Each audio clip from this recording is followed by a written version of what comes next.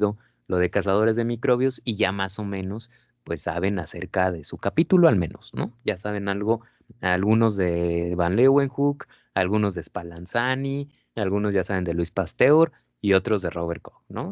Bueno, entonces eso pues nos puede ayudar bastante para que esto sea menos tedioso. Si hay algo por ahí que venga manejado en el libro de Cazadores de Microbios diferente a lo que yo les pueda platicar, coméntenmelo, ¿no? Me pueden ustedes decir, ay, profe, en el de Cazadores de Microbios dice eso.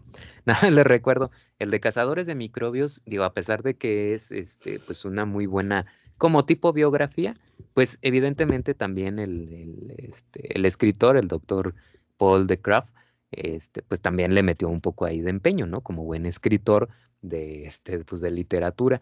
Entonces, pues seguramente muchas cosas que vienen ahí en Cazadores de Microbio, pues él como que las interpretó así, algunos hechos históricos, y por eso los puso de esa manera, ¿no? Entonces no quiere decir que haya sido exactamente como por ahí lo menciona, pero por eso me gusta el libro, ¿no? Porque sí es como leer una novela de estos personajes históricos en la microbiología. Entonces, bueno, ya ayer me comentaba, ¿no? De algunas manifestaciones de microorganismos, de las más antiguas que conocemos. Y sí, definitivamente tiene que ver con los alimentos, probablemente, con la degradación que se echaban a perder, o sea, tanto para algunos alimentos que seguramente se creaban usando microorganismos y ellos ni en cuenta, pero también para el hecho, pues, de que estos se empezaran a echar a perder, se degradaran. Y la otra cuestión, pues son las enfermedades, ¿no? Yo creo que las enfermedades siempre han estado presentes y pues obviamente era muy complicado poderlas atacar en aquel momento. De hecho, este antecedente histórico, digo, me gusta platicarlo porque hasta hay películas basadas en eso y toda la cosa, que es la dichosa peste negra, ¿no? ¿Alguien había escuchado algo de la peste negra? ¿Alguien que nos quiera compartir? Sí, Pedro. Sí, profe, he escuchado mucho hablar de la peste negra que mató A a la ver, tercera parte de la población mundial. sí, exactamente, se llevó una gran cantidad de personas, ¿verdad? Y sobre todo allá en Europa. Es donde está documentado un poquito más, pero eso no quiere decir que la enfermedad no haya existido en América, en Asia, en África. Probablemente, no sé en América, digo, porque pues obviamente no hay muchos datos de esto y obviamente fue previo a la dichosa conquista, ¿no? Conquista, bueno, que llegaron pues aquí a América los españoles, pero pues no sé si esta enfermedad, de alguna manera pudo haber atacado acá también. Probablemente, ¿no? Digo, Yersinia pestis, que es la bacteria causante de esta enfermedad, está en todos lados, está en el suelo, entonces probablemente pues sí atacaba, ¿no? Pero como saben, pues esto se lo atribuían en aquellos momentos históricos, pues más como a la brujería, las maldiciones, el mal de ojo, las brujas. Esta es la época, estamos hablando de los años 1400, 1500, y estos son los años bueno, la enfermedad en realidad existía desde hace mucho tiempo, ¿no? No sé si han visto series como Vikingos, por ejemplo, o les interesa algo acerca de los vikingos.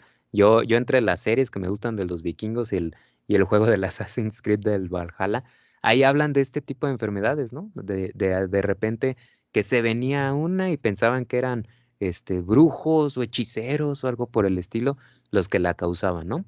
Y en estos años, 1400, 1500, 1600, pues nosotros también estamos hablando de que viene como la cacería de las brujas que aparentemente pues provocaban esta enfermedad.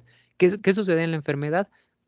Bueno, las personas les empezaban a salir unas bolitas negras, ¿no? Que le llamaban ellos bubones, por eso también se le conoce como la peste bubónica y que después, digo, va a sonar medio feo, pero después estos podían reventar, ¿no? Y pues obviamente, pues eso liberaba sangre. Entonces, el contacto con otra persona infectada, de esa sangre sobre todo, era lo que provocaba pues, que la otra persona también desarrollara la enfermedad. Y por eso, pues decían, ¿no? Que era causado por hechiceros, hechiceras o brujas, ¿no? En aquel momento. Entonces, pues estaba feo porque luego, pues veían a una pobre señora que pensaban que parecía bruja y pues la agarraban y la quemaban, ¿no? Cuando pues nada tenía que ver. Entonces, ¿a qué se debía? Pues que ellos no tenían un nivel sanitario muy bueno, ¿no? Digo, nunca ha existido y ahora que más o menos lo estamos llevando a cabo por lo de la pandemia, pues nos damos cuenta de que sí es importante, ¿no? Que nosotros nos estemos lavando las manos, tengamos cuidado con lo que agarramos, no estamos agarrando la boca, la nariz, los ojos, etcétera. Entonces, pues en aquel momento, imagínense, o sea, hasta ir al baño era ir pues ahí en el arbolito y se acabó. Entonces, pues no eran muchas cosas sanas, ¿no? Y además el agua, los alimentos, pues no se tenía ese cuidado de que fueran limpios. Entonces, si por algo contactaba esta bacteria, que es Yersinia pestis, si por algo contactaba con agua que ellos bebían o con algún alimento contaminado, sobre todo provenía del ganado, ¿no? O es decir, pues de la carne, del organismo muerto que ellos tomaban para alimentarse, ahí tenían Yersinia pestis y con eso se contaminaban, ¿no? Y esto, pues sí, arrasó con una tercera parte de lo que es la población mundial, sobre todo nuevamente allí en Europa. Total que dejó muy poquitas personas en Europa, ¿no? Esta enfermedad. Y bueno, ya ahora actualmente está erradicada. O sea, nosotros ya tenemos antibióticos que atacan a Yersinia pestis y sin ningún problema, pues obviamente la pueden eliminar.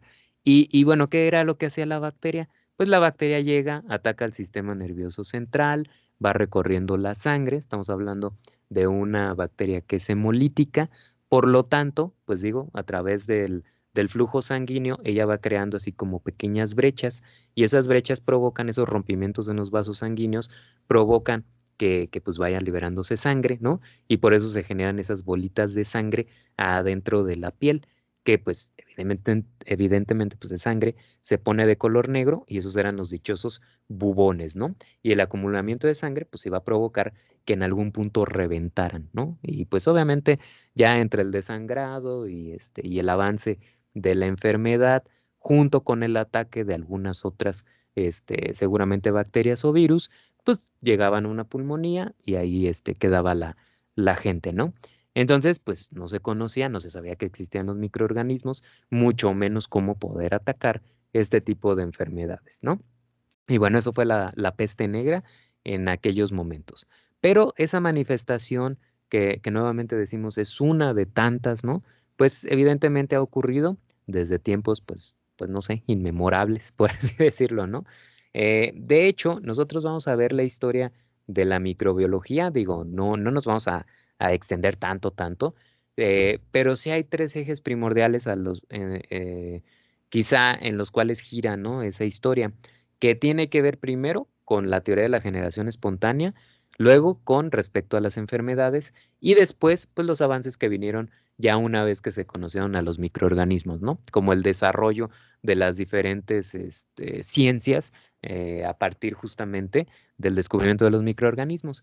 Entonces, el primero es con respecto a la generación espontánea. La generación espontánea, si ustedes recuerdan, seguramente alguna vez lo hablaron allá en sus clases de biología en la prepa, ¿no? En la secundaria, no sé si alguna vez tocaron esta teoría, pero nos decía que los organismos vivos se podían originar de materia no viva, ¿no? Ellos dejaban un alimento y de repente veían que ya tenía gusanitos, moscas, huevecillos que le estaban creciendo y las manchas esas verdes que vemos, que sabemos que son hongos ahora, que le crecían, por ejemplo, a la carne, al pan, etcétera, ¿no? Entonces ellos decían, no, pues es que eso surge por generación espontánea, así tal cual, esos organismos que nosotros tenemos ahí, por generación espontánea.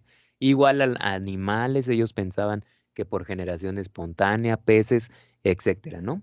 De hecho, uno de los que, ¿cómo les diré?, defendía más desde tiempos muy antiguos era el dichoso Aristóteles, ¿no? Digo, ese nombre yo creo que a todos nos suena, en algún momento nos hablaron de él, allá probablemente en filosofía, ¿no? En alquimia, si alguna vez hablaron de eso. Y pues bueno, ahí está Aristóteles pensando que incluso invertebrados más sencillos se podían originar por generación espontánea. Estamos hablando de moscas, quizá algunos insectos, etcétera, ¿no? Entonces, pues imagínense, alguien tan brillante, ¿no? Pensando todavía en esto de la generación espontánea.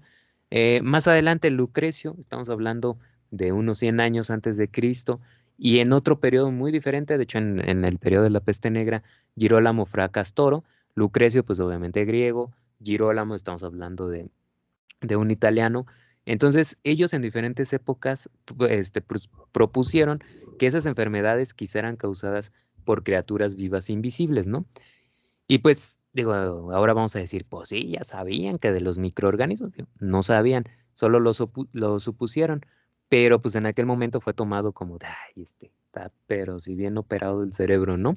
Y pues evidentemente eso no lo, no lo podían constatar, ¿no? El decir esto. Y bueno, Aristóteles entonces estaba a favor de la generación espontánea, ¿no? Vamos a ponerle ahí una palomita. Ojo, no se van a confundir con las palomitas, los taches, nada más estoy diciendo que estaba a favor de la generación espontánea.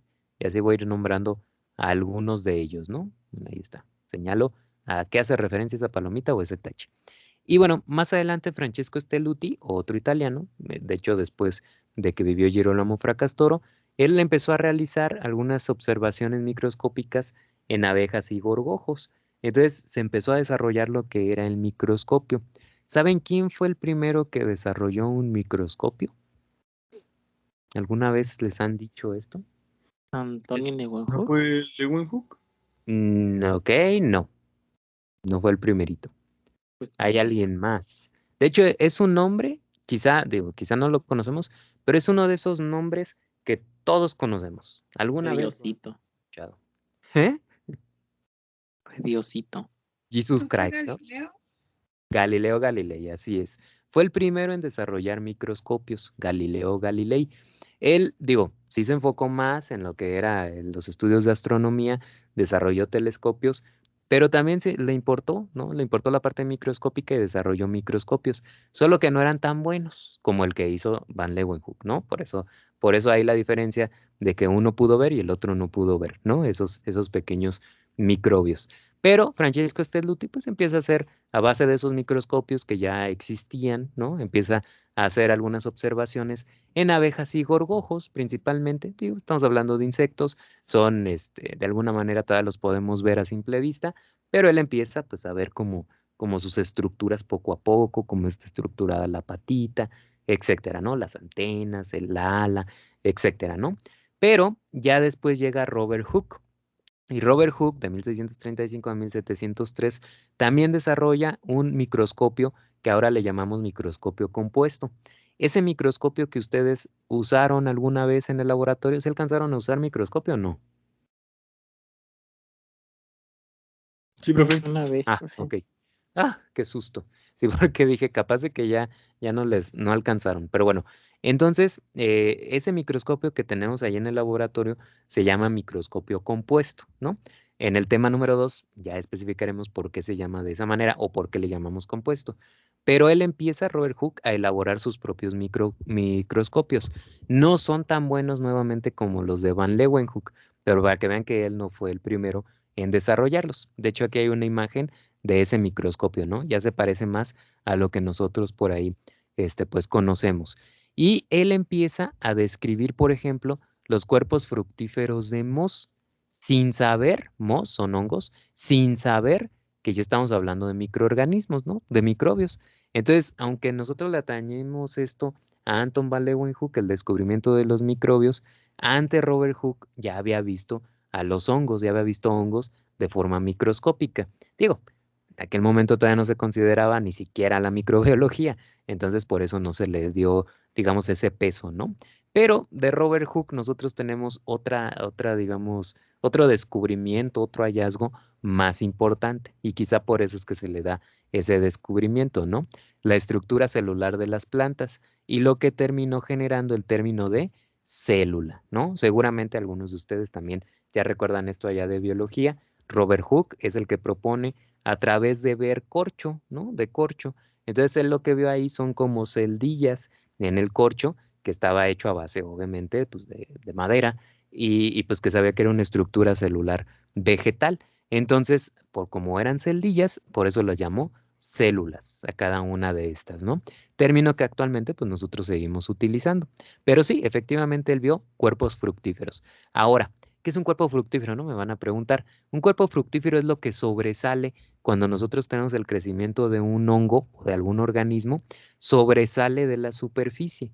Eso quiere decir que ya enraizó, ¿no? Que así como si fuera una planta, el hongo ya creció al interior, pero lo que yo veo por fuera, eso es el cuerpo fructífero. Entonces, si ustedes ven que hay un hongo que creció, por ejemplo, en un panecito que dejaron ahí echar a perder, eso que ven ustedes afuera es el cuerpo fructífero. Lo que está adentro, digo, forma parte del hongo, pero enraizó primero, ¿sí? Entonces, él lo que alcanza a ver de forma microscópica son los cuerpos fructíferos, como esto que nosotros vemos aquí. Esto posteriormente iba a, digamos, a terminar en los términos, valga la redundancia, en los conceptos, por ejemplo, de IFA. Digo, esto lo vamos a comentar mucho más adentrado ya en el curso de IFA y posteriormente de micelio, ¿sale? Son términos que utilizamos ahí con los hongos, con algunas bacterias, pero que ya sabremos después, pues, qué tiene que ver, ¿no? Lo que él estaba viendo entonces era esta IFAs y micelios, y de hecho, esta micrografía que nosotros vemos aquí incluso nos expresa o nos deja ver, nos permite ver lo que son las terminaciones de estas hifas, que son estas estructuras alargadas, donde nosotros vemos como una bolsita.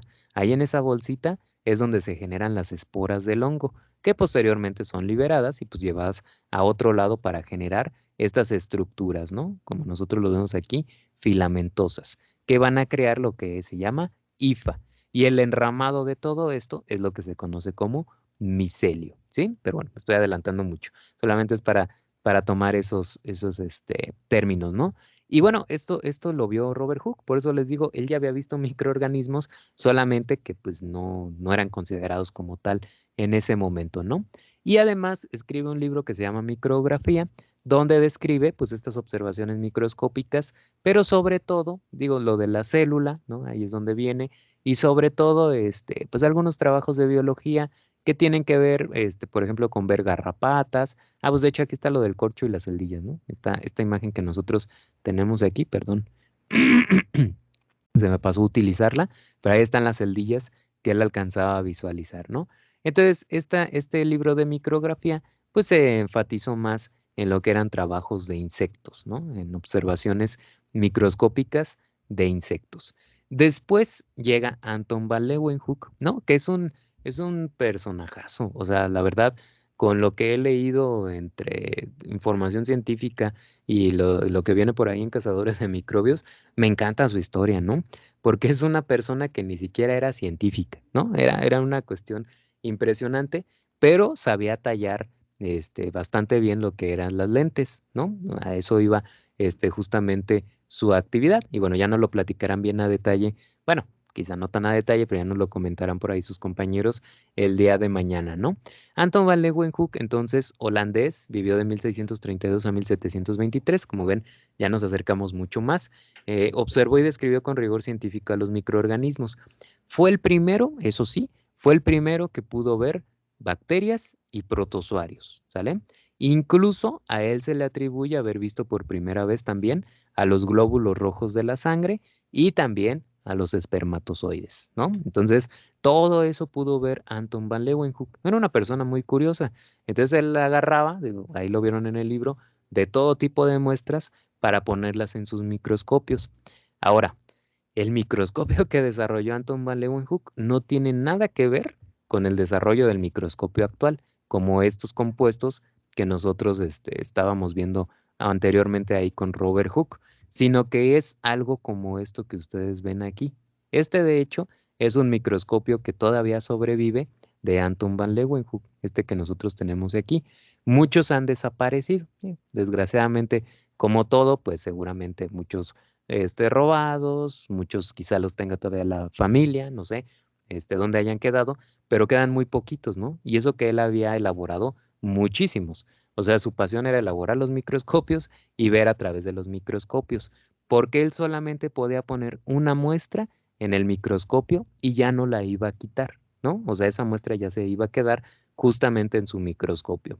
Esos microscopios que ustedes ven son dos plaquitas de metal que utilizaba plata, cobre, oro. Digo, él pensaba que seguramente el material podía afectar. En realidad no. En realidad las placas del metal que usara no tenía nada que ver. Lo que importaba era la lente de vidrio que él tallaba. y eran lentes muy chiquitas y muy delgaditas. Por eso tuvo tanto éxito, ¿no? La lente incluso, digo, no se alcanza a ver aquí, pero la lente nosotros la tenemos exactamente en este hoyito, aquí. En este hoyito es donde nosotros tenemos la lente montada, ¿no? Digo, evidentemente es más grande que eso, pero solamente a través de eso es que él hacía la observación. Entonces realmente pues era muy, muy chiquito, ¿no? Em, Aquí tenemos, sí, acá está. Este microscopio, por ejemplo, digo, es hecho a base de los microscopios de Anton van Leeuwenhoek, mucho más actualizado, evidentemente, pero sería algo parecido a esto, ¿no? Incluso ya ven ustedes, este está un poquito más grande por donde se hace la observación y entre las placas del metal está esa lente y como ven tiene algunos tornillos que le permitía a él, pues moverle para que acercara o alejara un poquito la muestra. La muestra se ponía aquí, aquí exactamente. Aquí ponía la gotita de la muestra que él quería observar, ¿sale? Ahí la montaba justamente, como si fuera un capilar, ahí la detenía. Y entonces él hacía la observación de esta forma, como la persona que nosotros vemos aquí. Era la manera en que él andaba buscando la luz y el ángulo para poder ver a través justamente de su microscopio, ¿no? Y bueno, entre lo que pudo ver, ya mañana nos comentarán de dónde venían las muestras y todo, pero entre lo que pudo ver fue bacterias, diferentes estructuras de bacterias, sobre todo bacilos, filamentos y también algunos cocos, y también pudo haber alguna organización celular como esto que nosotros vemos aquí, ¿no? De hecho, esta imagen es tomada de las cartas que él le mandaba a la sociedad científica, que también nos lo platicarán ya ustedes el día de mañana, y que bueno, ahí está, ¿no? Sacado justamente del mismo, como ven algunos de sus dibujos, ¿no? Que él encontraba. Entonces son bacilos, filamentos, espirilos, por ejemplo, son estructuras celulares de bacterias que ya veremos nosotros en su momento, y esta organización celular, ¿no? Que bueno, entonces a él se le atribuye ver por primera vez lo que es pues los glóbulos rojos, como ya decíamos, y esta imagen de hecho es obtenida a partir de un microscopio como los que hacía Anton van Leeuwenhoek, ¿no? Entonces esto era como lo que él podía ver. Entonces veía bastante bien, ¿no? Bastante bien, con una muy buena resolución justamente a los microorganismos, ¿no? Entonces a él le atribuimos el descubrimiento de los microorganismos, a Anton van Leeuwenhoek. Él no tenía nada que ver con la teoría de la generación espontánea, igual que Robert Hooke, tampoco tenía nada que ver con la teoría de la generación espontánea, pero era necesario mencionarlos porque gracias a ellos, pues es que viene el término de célula y el descubrimiento de los microorganismos. Muy bien, ¿tienen alguna duda hasta aquí? Dudas. No, profe, todo bien. Muy bien, perfectísimo. Ok, seguimos entonces. Ahí está el microscopio de Van Leeuwenhoek, ¿no? Y ahora sí, ¿qué onda con lo de la generación espontánea? Muy bien. Si se fijan, esto ya es poquito después de Anton van Leeuwenhoek, ¿no? Viene el descubrimiento de los microorganismos, pero pues digo, no es como ahora que algo se descubre y luego ya está en internet y todo el mundo nos enteramos, ¿no? Si dice la vacuna, la moderna, no, es que mi vacuna es buena contra la variante Delta, ¡pum! En un segundo, todos en el mundo sabemos que la vacuna moderna es buena contra la variante Delta, ¿no? Anteriormente, pues obviamente eso no sucedía y para que se diseminara por ahí la información de la existencia de los microorganismos, pues tardó algo de tiempo, ¿no?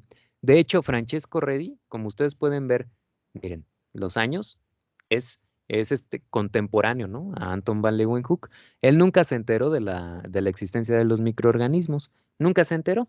Él estaba en Italia, Van Leeuwenhoek estaba en Holanda y la sociedad científica estaba en Inglaterra, ¿no? Entonces, él realmente no supo qué onda con eso. Pero bueno, hizo algo relacionado a la teoría de la generación espontánea. Como se creía que los organismos vivos más chiquitos, gusanos, moscas, etcétera, venían de la nada, ¿no? De la materia viva, que bueno, materia viva, la carne era considerada así, digamos materia orgánica, ¿no? Para poderlo interpretar de una forma más sencilla. Este, pues como se creía esto, Francesco Redi no estaba tan a favor.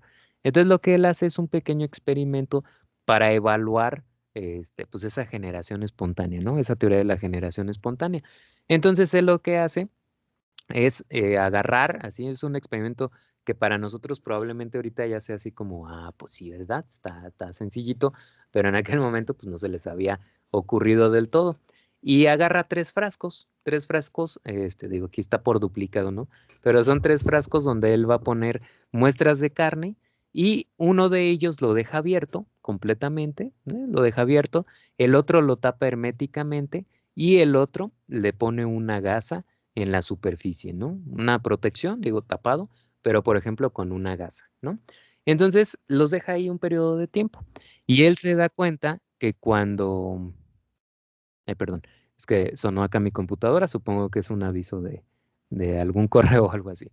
Entonces, cuando pasa algo de tiempo, algún periodo de tiempo, se da cuenta que aquel que estaba abierto, pues evidentemente ya tenía gusanos, moscas y de todo adentro que ya habían echado a perder la carne y la carne pues incluso ya hasta había desaparecido parcialmente, ¿no?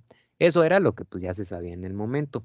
Pero cuando va y revisa aquellos envases que estaban cubiertos herméticamente, es decir, con una muy buena tapa que no le entrara absolutamente nada, pues se da cuenta de que no hay presencia de organismos al interior, ¿no? Macroscópicos. O sea, no hay ni gusanos ni tampoco hay moscas, ¿ok?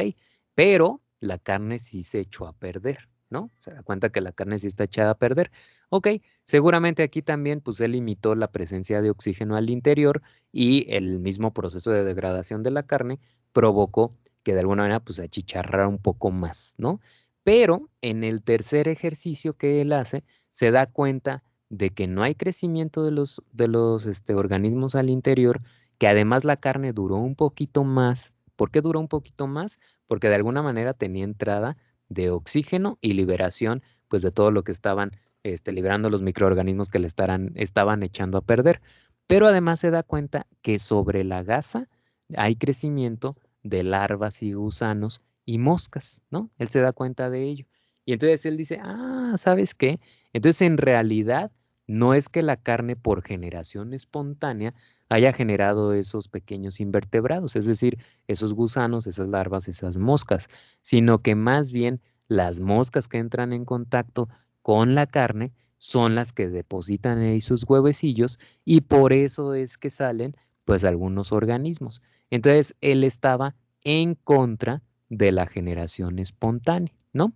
Sin embargo, ¿por qué esto no fue aceptado? Digo, ¿por qué se le hicieron tanto de tos a Reddy para decirle, nah, pues eso no es suficiente para que me digas que no existe la generación espontánea?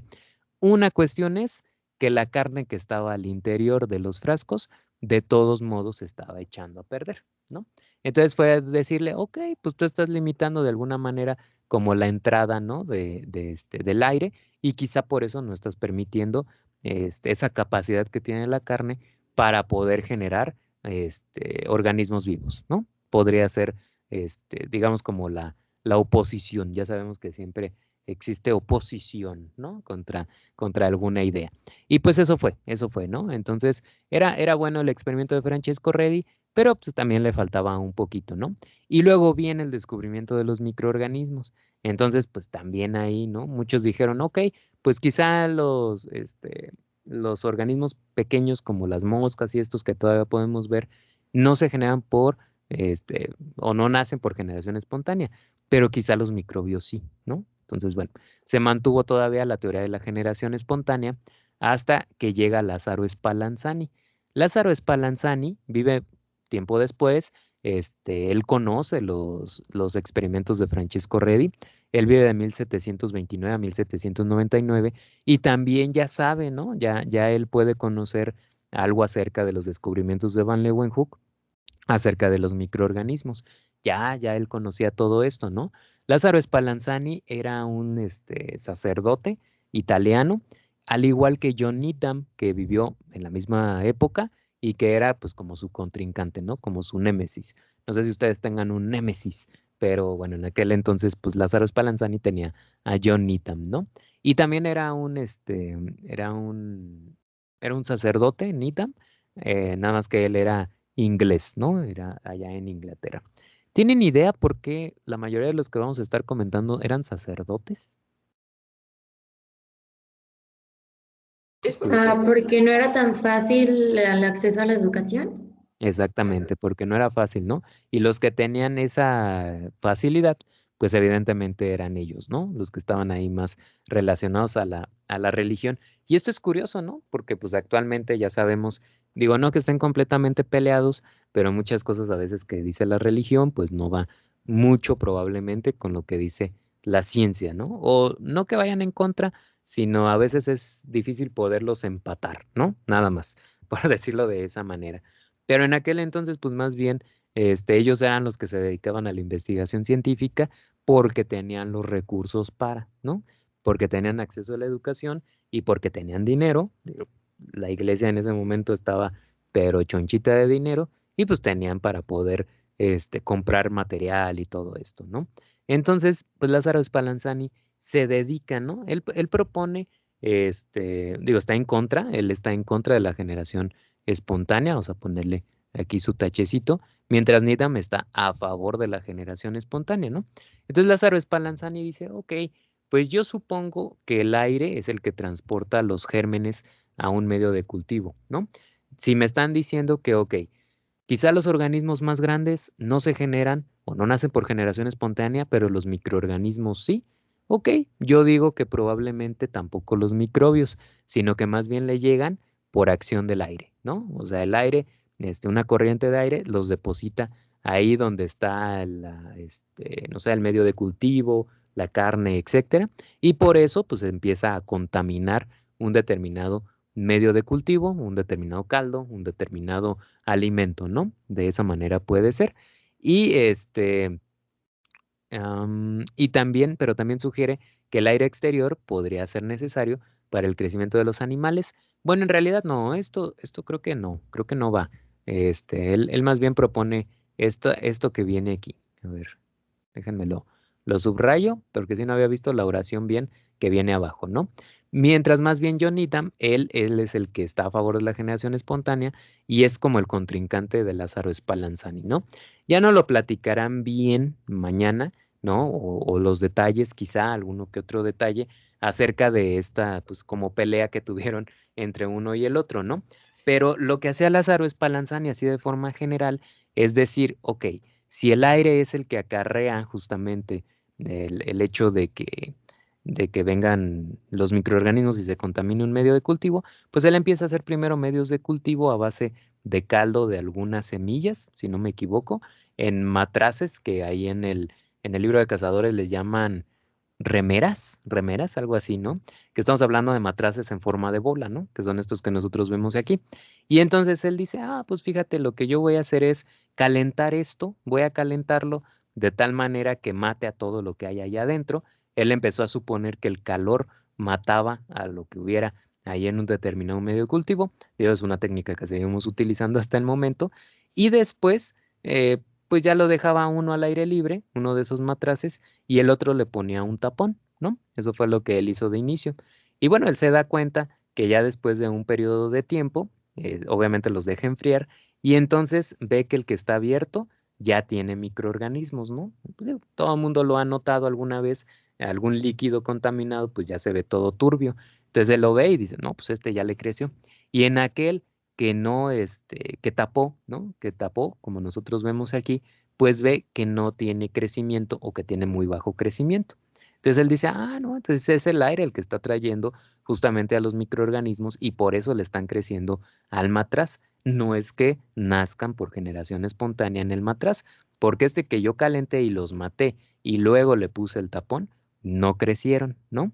Pero John Needham hace el mismo experimento, tal cual que hizo Spallanzani, y se da cuenta que aunque lo haya tapado, resulta que sí le crecieron microorganismos, ¿no? Entonces, el mismo experimento a Spallanzani le dio una cosa y a Needham le dio otra cosa, ¿no? Aparentemente. Ok, ¿cuál fue la diferencia entre uno y otro? Que John Needham dejó, puso digamos, un tapón, seguramente que no era del todo hermético, y por eso de todos modos permitió el ingreso de los microorganismos. Algo ahí debió haber habido, ¿no? Pero bueno, entonces Spallanzani sí se quedó así como que, ay, este cuate, ¿no? Y Needham lo que empezó a decir, pues era que por el hecho de haber calentado y haber cerrado justamente estos, matraces, pues que que le habías quitado como una fuerza vital, ¿no? Que viene ahí mucho descrito en sus, en su libro de Cazadores de Microbios al medio de cultivo para que pudiera generar a los microorganismos, ¿no? O a los organismos vivos. Y que bueno, ya habías matado como esa fuerza que tenía el medio de cultivo. Y entonces lo que dice Spallanzani, ok, te voy a demostrar que eso no es cierto. Entonces lo que hace él es, ahora, en lugar de sellarlo con un corcho, es alargar un poco lo que es el cuello del matraz, como ustedes pueden ver aquí, y no calentar con el matraz tapado, sino calentarlo con el matraz abierto, ¿no? A través de esto. Y ya después sellarlo, es decir, dejaba que el medio de cultivo se enfriara para no decir, es que estaba caliente y por eso le quitaste la fuerza vital para que pudiera la generación espontánea, ¿no? Entonces deja que se enfríe el matraz y luego ahora sí lo sella. Y después de un tiempo se da cuenta que no hay crecimiento de microorganismos, ¿no? Y bueno, ahí estuvo la legata entre John Needham, que decía que sí, Spallanzani que decía que no, pero hasta el momento, pues todavía como que se siguió aceptando, ¿no? De forma parcial esto de la generación espontánea. Obviamente ya ahí entre peleas entre algunos y otros más, pero ya más o menos estaba en entredicho esto de la generación espontánea, ¿no? Y para terminar el día de hoy, ya mañana hablaremos de Louis Pasteur, pero terminar el día de hoy, otros que estaban en contra de la generación espontánea eran Theodor Schwann, Schröder y Theodor von Deutsch, la mayoría de ellos alemanes, que quizá no hicieron experimentos que derrocaran la teoría de la generación espontánea, pero sí que ayudaron un poco al desarrollo de la microbiología desde el punto de vista de la esterilización, porque Theodor Schwann se da cuenta, dice, ok, si entonces existen microorganismos y están contaminando los medios de cultivo, como por ejemplo lo hizo Lazzaro Spallanzani, como ya lo había demostrado, él calentó, ¿no? Él usó el calor. Pero si yo pongo un filtro que no permita la entrada de los microorganismos, como lo hizo Reddy, ¿no? Con organismos obviamente más grandes, pues puede ser que no haya crecimiento de microorganismos, ¿no? O que haya alguna forma de matarlos, de forma diferente. Entonces lo que hace es permite la entrada de aire en un matraz con solución estéril de nutrientes, pero el aire que está pasando lo somete a un tubo incandescente, a una lámpara de luz con una energía pues bastante fuerte, ¿no? No el matraz, sino el aire que puede pasar a través del mismo. Y el matraz pues permaneció estéril. Entonces él le está demostrando de alguna manera que está matando a los microorganismos que llevaba el aire, ¿no? Y otros que son Schröder y von Deutsch, lo que hacen es simplemente poner algodón, algodón que funciona como si fuera justamente un filtro, ¿no? Y se dan cuenta, pues que tampoco hay crecimiento de los microorganismos, ¿sale? Estos son principios de esterilización que nosotros seguimos utilizando hasta la fecha, ¿no? El hecho de utilizar tubos incandescentes para eliminar microorganismos o, por ejemplo, el uso del algodón como forma de tapar, ¿no? Nuestros matraces donde hay medio de cultivo estéril, ¿no? Todavía lo seguimos utilizando. Pero bueno, de forma general, ellos estaban en contra de la generación espontánea. Y bueno, ya mañana hablaremos de Louis Pasteur, de Robert Koch, ¿no? Que son los padres de la microbiología, estos dos, donde se derrota la generación espontánea y hablando un poquito también de las enfermedades. Muy bien, no sé si tengan alguna duda, comentario. Perfecto. Muy bien, muy bien. Bueno, con esto vamos a cerrar entonces nuestra sesión. ¡Ah! Sí es cierto, Eli. Se me fue por completo y apenas vi tu mensaje. Dios mío. Sí es cierto. La lista del inicio de curso, perdónenme. Este. Déjela desde el ahí, pues otro- la vamos firmándolo, pues cada quien. ¿Sí? O también pues puede ser mañana, ¿no? Ya que tenemos doble sesión. Sí, profe. Pues, A lo mejor mañana. sí, mañana se las voy poniendo y ya les voy diciendo quién le toca y así sucesivamente. Ay, conmigo. Bueno, muchas gracias, Eli, por acordarme. Mañana acuérdenme luego en cuanto empecemos, me dicen, profe, la lista, porque si no, ya ven cómo soy, ¿no? Bueno, muy bien. A los que ya no veo el día de hoy, que tengan muy bonito día, muy bonita, tarde, porque yo sé que están los días medios lluviosos y algunos nos ponemos así como sentimentales, emocionales. Pero bueno, pásenla bonito y nos estamos viendo por aquí el día de mañana, ¿sale? Recuerden que mañana a las 8 solamente vamos a tener media hora de clase porque tengo la titulación y ya después a la 1 pues tendremos ahí también lo de sus líneas del tiempo, ¿sale? Nos vemos mañana, cuídense mucho, bonito día, bye bye. Gracias, profe. Hasta mañana. A ustedes, nos Buen vemos. día. Bien, no se les olvida a los que van a poner música mañana, bye bye.